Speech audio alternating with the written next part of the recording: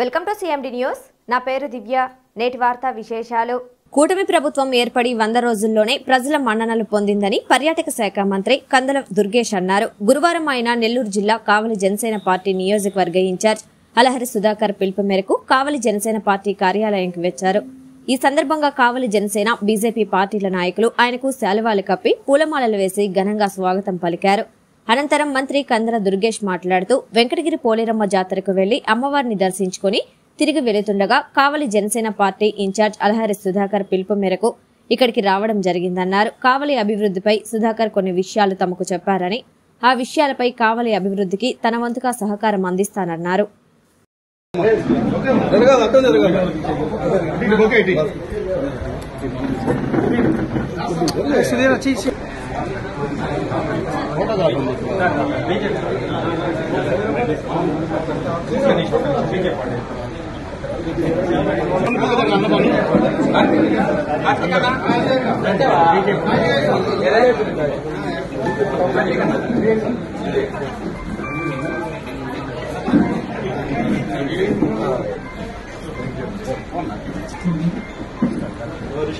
हाँ